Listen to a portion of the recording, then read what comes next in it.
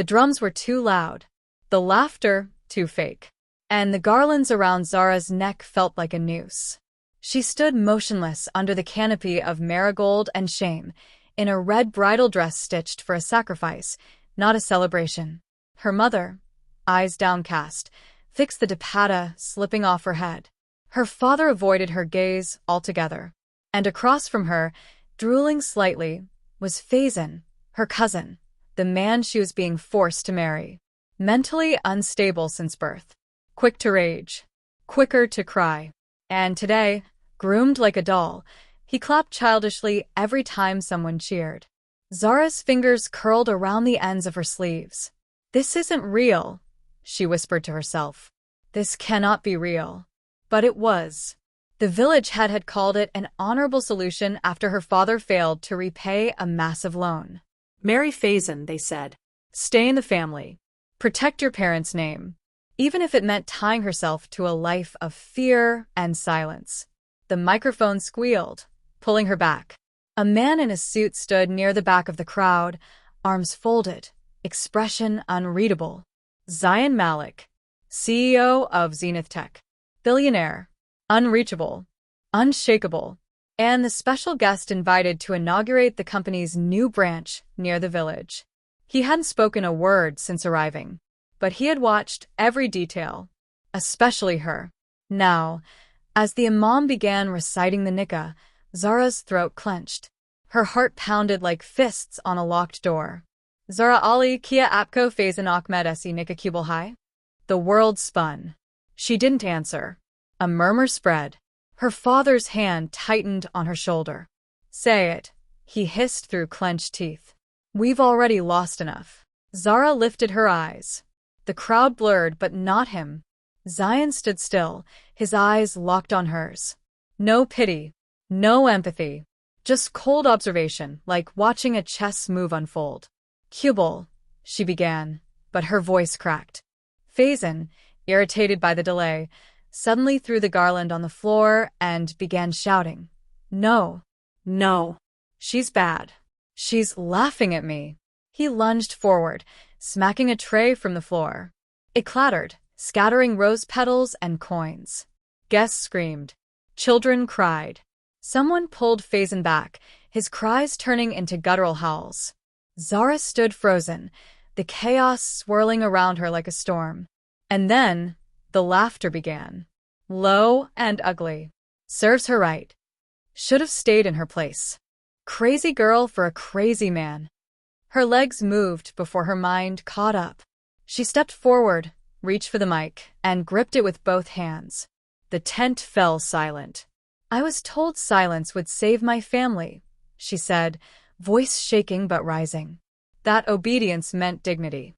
But if this is dignity, I choose disgrace." Gasps. Her mother covered her face. Her uncle began shouting. "I will not marry him," she continued, louder now. "I'd rather die than be handed over like cattle." Someone threw a cup. It missed. She turned. "Shut up," she snapped. "All of you. You don't get to judge me while standing next to this circus." The elders rose to stop her, but before anyone could touch her, he moved. Zayn Malik stepped forward through the crowd like a shadow slicing through sunlight. "Enough," he said, his voice like steel wrapped in ice. Everyone froze.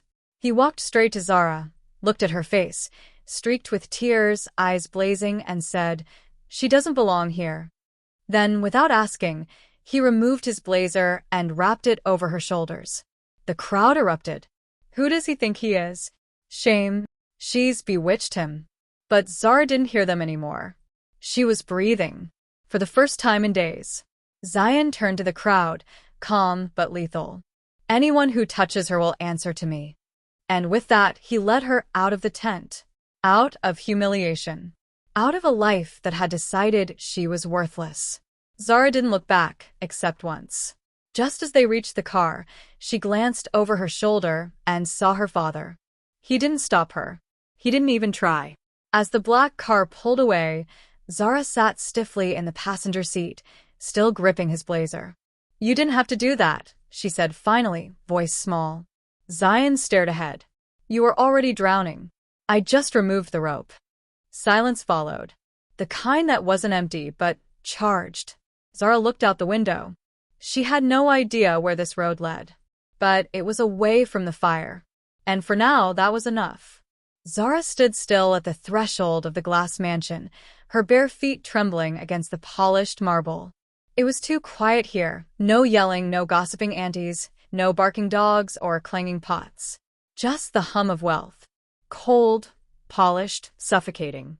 Zion's voice cut through the silence. You should sit. She didn't. He turned slowly, his tailored suit still immaculate, his expression unreadable. You're safe now. Zara looked up at him. That's not what safety feels like. He paused, surprised, either by the words or that she dared say them. You dragged me out of hell, she continued, voice tight. But I don't know if this is heaven or just another kind of prison. A flicker of something passed through his eyes. Annoyance? Curiosity? Regret? You think I brought you here to lock you up? He asked. She met his gaze. Why did you bring me here, Mr. Malik? Zion stepped forward, close enough that she could smell the faint cologne clinging to his collar, expensive and unfamiliar. Because I saw someone brave enough to speak when no one else would. And because you remind me of someone I once failed to protect. Her breath hitched. The air between them pulsed. But then he turned away, retreating to the shadows of his own silence. The guest room is down the hall. You'll find fresh clothes. Dinner will be served in an hour. Is this charity? She asked, following him with her eyes. No, he said quietly. This is consequence. Zara stood under the rainfall shower in the guest suite, watching the red dye from her bridal dress swirl down the drain. Her hands trembled as she scrubbed, but no amount of water could erase the feel of judgmental eyes or her father's bitter silence. She sank to the floor, curling into herself as the heat fogged up the glass. Why did he do it? Men like Zion didn't save girls like her. They ignored them, or used them. She didn't know which fate awaited her here. When she entered the dining room, he was already seated, alone at a long mahogany table built for 20. Sit, he said, not unkindly. She sat. For a few minutes, silence reigned, broken only by the soft clink of cutlery. Zara stared at her plate, untouched. Do you always eat alone in this giant house? He didn't look up. Solitude keeps things uncomplicated. Zara studied him. That's a lie people tell themselves when they've been hurt too many times. Zion looked at her then, eyes sharp. You speak like someone who's lost too much to care. I speak like someone who has nothing left to lose, she said. His jaw tightened. Then slowly he put down his fork. You asked earlier if this was charity. It's not. I didn't bring you here out of guilt or pity. Then why? She asked again, eyes locked on his. I made a promise a long time ago, he said, voice low, that I'd never watch a woman be broken by men in power again, not if I could stop it. Her breath caught. There was something in his tone, a wound buried deep. And now, she asked. He stood, pushing his chair back. I'm offering you something no one else ever did, he said. She blinked. What? He walked around the table, came to her side, and leaned in close. A choice. Later that night, Zara stood by the balcony in her borrowed clothes, staring out at the city lights. Below her, the world shimmered, cars, lives, people who had no idea what it meant to be sold in silence. The door behind her creaked open. I'm not used to silence, she said softly, not turning around. You'll get used to safety first, Zion replied, his voice calm. Zara turned. You said you're giving me a choice. What choice? He met her eyes. You can leave tomorrow. I'll arrange everything. A new city, a fresh start. No one will find you. And if I stay? His gaze didn't waver. Then I marry you. The words hit her like thunder. Her lips parted, but no sound came. He continued, not out of pity, but because I believe a woman like you, who fights even when she's falling apart, is someone I'd trust at my side. Her heart pounded. But why me? She whispered. You don't even know me. I don't need to, he said. I saw everything I needed to when you stood up to 100 people and chose your dignity over your fear. She stepped back. This is madness. He nodded. Maybe. But sometimes, madness is what saves us. She didn't sleep that night. How could she? Because in one day, she had gone from being someone's burden to becoming the woman a billionaire wanted by his side. And she didn't know what scared her more, being trapped again, or being truly free. Zara hadn't spoken a word since his proposal. She sat at the edge of the plush armchair in the study, surrounded by bookshelves that smelled of old money and colder memories. Her gaze was fixed on the velvet rug beneath her slippers. Not on Zion. Not yet. You have to say something, Zion said quietly, seated across from her. He looked calm, but his fingers tapped an uneven rhythm on the armrest. This wasn't a game to him, yet it wasn't entirely a confession either. You want to marry me? Zara said finally, her voice steady despite the storm inside. After knowing me for 2 days. After pulling me from the wreckage of my life, like some broken doll. He didn't flinch. Yes. And what happens after that? She continued, lifting her eyes. Do I become your trophy bride? Something you save to make yourself feel better? His brows drew together. You think that's what this is? I don't know what this is, she snapped. You're powerful, mysterious, and a complete stranger. You give me shelter, food, clothes, and now you're offering me a life? No one does that without wanting something in return. Zion stood up slowly, walked toward the window, and let the sunlight cut sharp lines across his face. You're right. Zara's breath caught. He turned. I do want something. Silence. I want a wife in name only, he said finally. A marriage that protects you and gives me what I need. Zara stood too. Which is? A distraction, he said bluntly. From the press. From a deal that requires me to look settled. From a past that keeps clawing at my heels. She stared at him, stunned. So, I'd be your cover story? Legally married. Well protected. No obligations. No expectations, he said. Just a contract. For 6 months. Zara's heart pounded. You think I'd agree to that? I think, he said slowly, you want to stop surviving and start living. Even if it's borrowed time. Later that night, Zara stood in the walk-in closet, staring at rows of clothes she hadn't bought and shoes she hadn't worn. None of this felt like hers. Not the silk, not the mansion, not even the reflection in the mirror, clean, dressed, silent. A knock came. She turned. Zion stood at the door, a black folder in his hand. He didn't enter.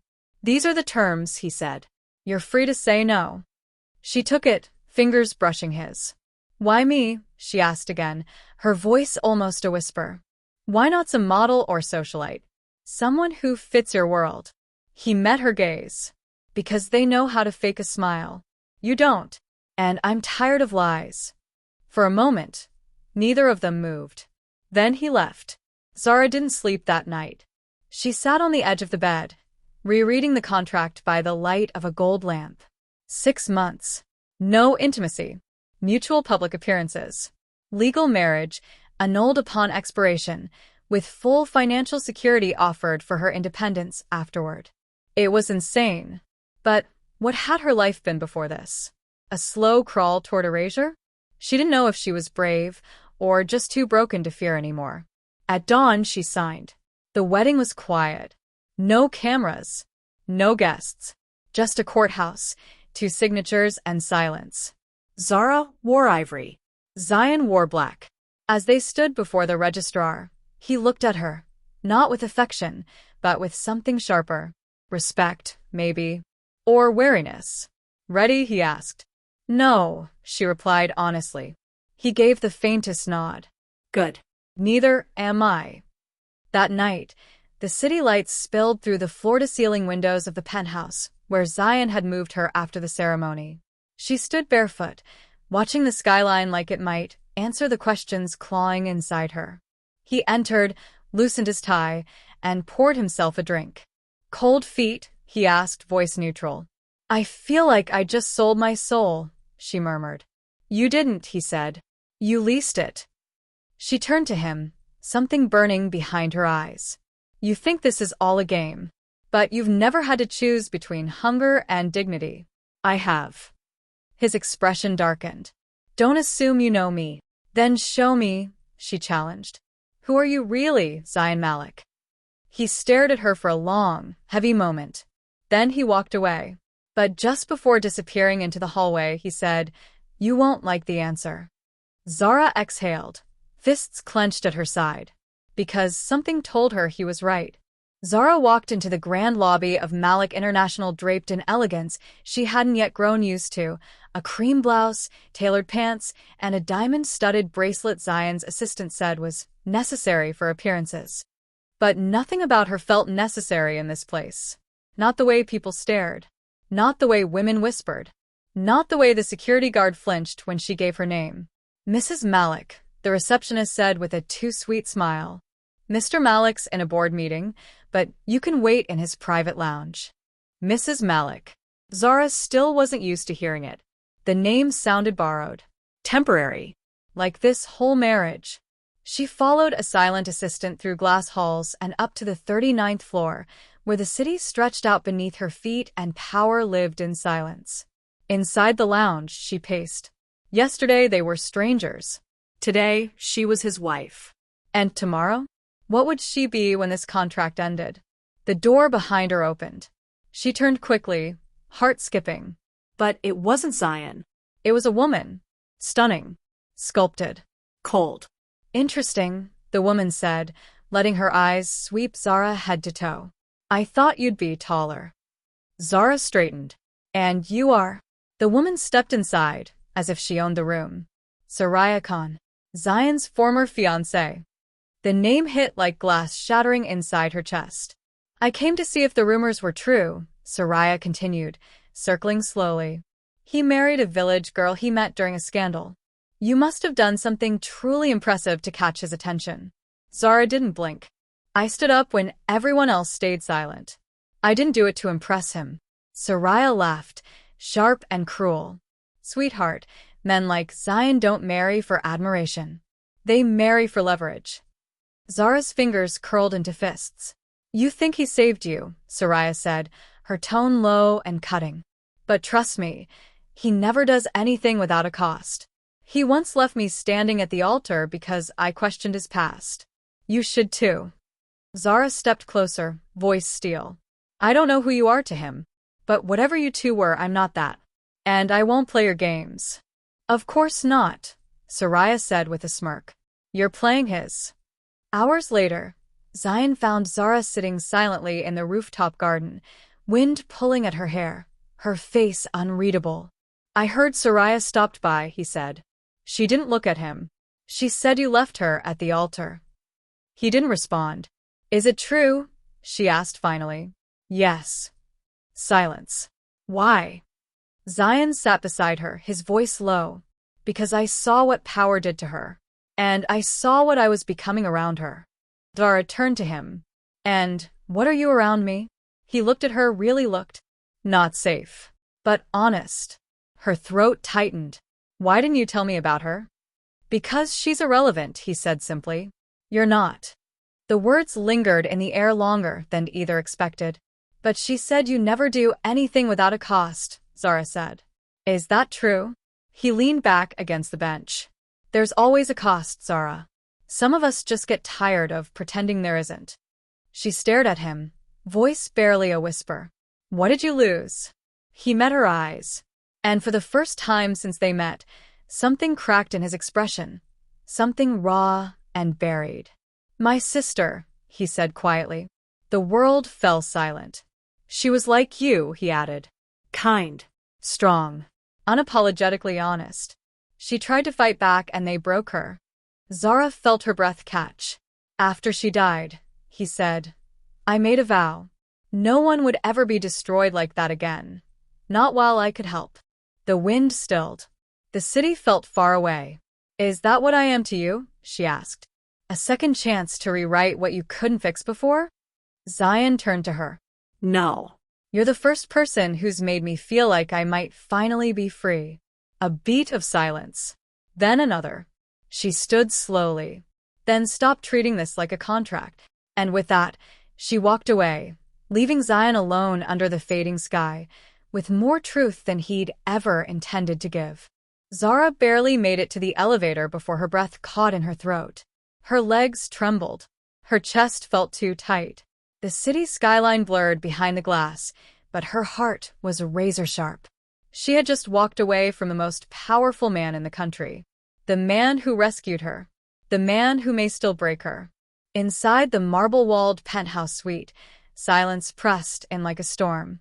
The lights were soft, but nothing softened the ache in her chest. She touched the edge of the velvet armchair and stood still, trying not to fall apart. Stop treating this like a contract. She had said it, and now she couldn't take it back. Zion entered minutes later. No guards. No assistant. No armor. He looked human. And furious.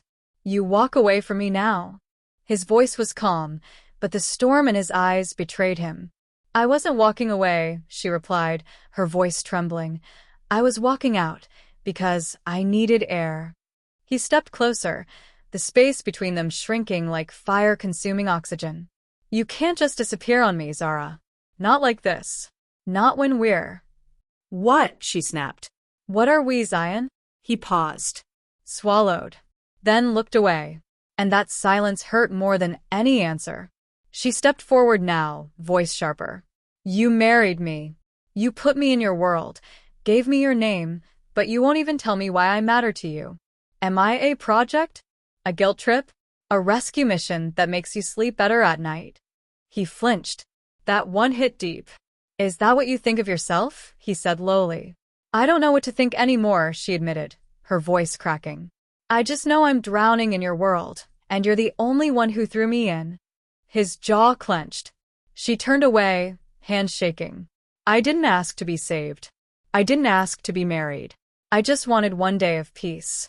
And you? He grabbed her wrist. Gently. But it froze her. Then let me give you that, he said, voice tight. What? One day. Away from this. Away from everyone. He stepped back. No contracts. No press. Just us. She looked up, stunned. Why now? He didn't answer immediately. But when he did, his voice dropped into something almost broken. Because I'm starting to forget what peace feels like, too. The next morning, they drove in silence through winding roads that cut through forest and sea. Zion had a private retreat 2 hours from the city. No cell towers, no bodyguards, no gates. Just wind, mist, and a small lake that shimmered like glass. He cooked for her. Badly. She laughed for the first time in weeks when the pancake flipped onto the floor. Don't judge me, he muttered. Too late. And in that hour, she saw the man behind the CEO. The man who burned toast and rolled his sleeves up to chop mangoes with a steak knife. The man who didn't speak much, but watched her like she was sunlight. By noon, they were sitting near the dock, their feet brushing the water. She broke the silence first. What happened to your sister? Zion didn't flinch this time. She trusted the wrong man, he said. A business partner of mine. I vouched for him. Gave him access. She thought he loved her. Zara's heart tightened. But he used her. And when she threatened to expose him, he stopped. His fists clenched. She was found dead. They said it was suicide. Zara placed a hand on his. They were wrong. His voice had gone cold. I tried everything. Lawsuits. Investigations. But money silenced justice. I lost her. And I lost myself after that. She looked at him, tears rising. So you married me because I reminded you of her? He turned to her, gaze burning. No. I married you because the moment I saw you stand up in that cursed hall, defending someone no one else would, you reminded me of me. Of who I used to be. Before all this power. Before the world taught me how to lie. The wind blew around them, but neither moved. I married you, he whispered, because for the first time in years, I believed something good could exist again. Zara couldn't speak. Her heart ached. And then his phone buzzed. Once. Twice. Urgent. He ignored it. But the third time he answered. His face changed. What is it? Zara asked, the tension returning instantly. Zion stood slowly. That business partner, he said. The one I buried years ago? Yes. He's back. Zion's knuckles were white on the steering wheel, even as the luxury car glided soundlessly along the highway back toward the city. Zara hadn't asked questions yet, but her fingers tightened around the seatbelt as she watched him from the corner of her eye. He hadn't spoken since the call. His jaw was locked, his stare straight ahead. But she felt the storm within him. Zion, she said softly. Who is he? He inhaled sharply, like the question ripped something open. A man I buried in my past. A man who doesn't deserve to be breathing again. She waited, sensing this wasn't just business. He was like a brother once, Zion continued bitterly. Then he ruined my family. My sister trusted him. I trusted him. And he used that trust to destroy us both. What does he want now? Zion turned to her, eyes full of restrained fire. He wants everything. And he's starting with you. The words chilled her. Me? He's not just back for revenge. He's been watching, planning. And now that I've shown the world I care about someone again. His voice broke, barely. He knows where to strike. That night, the security at Zion's penthouse tripled. Zara stood by the wide floor-to-ceiling windows, staring out at the glittering city that felt colder than ever. Her reflection trembled in the glass. Why me? She whispered, barely audible.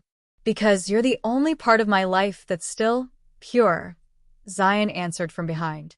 And he knows how to poison that. Zara turned to face him, then let him come. He blinked. I'm not running. I've run my whole life, from arranged marriages, from people using me, from being the girl no one thought twice about. But not anymore. Her voice was steel. You didn't save me just so I'd be scared again. Zion stared at her, something unreadable in his expression. Respect. Fear. Affection. You have no idea what kind of man he is, he warned. Then tell me. Stop protecting me with silence. He exhaled, sat down. His name is Ryan Durade. We started a venture together in our 20s. I had capital. He had charm. He was magnetic, ruthless. My sister fell for him hard. Zara lowered herself into the chair across from him, eyes locked. But he used her to gain access to confidential files, sabotaged my deals, sold secrets to competitors. And when she threatened to go public, he swallowed. She died under mysterious circumstances. I tried to prove he was behind it, but everything disappeared. Evidence, emails, footage. He covered his tracks too well. Zara's heart ached. You never told anyone? I tried. But when I spoke up, the press turned on me. Said I was deflecting from my own failures. It nearly cost me my company. So I went quiet. Until now. She reached across, placed her hand over his. You're not alone anymore. For a moment, his eyes softened. He laced his fingers with hers. I know, he whispered. 2 days later, the invitation arrived. Not in an envelope, but as a public press release. Ryan Durade returns to the market, new CEO of Global Tech, hosting charity gala this Friday. Zion crushed the paper in his fist. He's provoking me, daring me to come. And you will, Zara said calmly. With me. He turned, startled. Absolutely not. Then he wins. He'll see fear. And he'll know how to push further. I may not have your boardroom power, Zion, but I know how people like him work. Show him you're unshaken. Show him we are. There was silence. And then, slowly, a reluctant nod. The night of the gala, cameras flashed like wildfire outside the venue. Zara stepped out first, draped in a crimson silk gown, her hair pinned elegantly, eyes fierce with dignity. Gasps rippled through the crowd. She didn't shrink. She didn't blink. Zion followed, sharp and black, hand gently placed at the small of her back. They were a wall, untouchable, until they stepped inside, and Ryan turned to face them. He was younger than Zara imagined. Tall, sleek, every inch the predator. His smirk widened when he saw them. Well, he drawled, holding up 2 champagne flutes. Didn't think you'd show, old friend. Zion didn't smile. You're no friend of mine. No. Ryan handed one glass to Zara. But we share the same taste now, don't we? The insult hit like a slap. Zara didn't flinch. She took the glass and poured it slowly onto the marble floor between them. Be careful, Mr. Durade, she said coolly. Some poisons are slow-acting. Ryan's smile faltered, just for a second. Zion stepped forward. Stay away from her. But Ryan leaned in, whispering near Zara's ear, just loud enough for Zion to hear. Ask your husband what happened the night his sister died. He left out the part where he pulled the plug. Zara's breath caught. Zion froze. And Ryan walked away, his laughter echoing behind him like a shadow with teeth.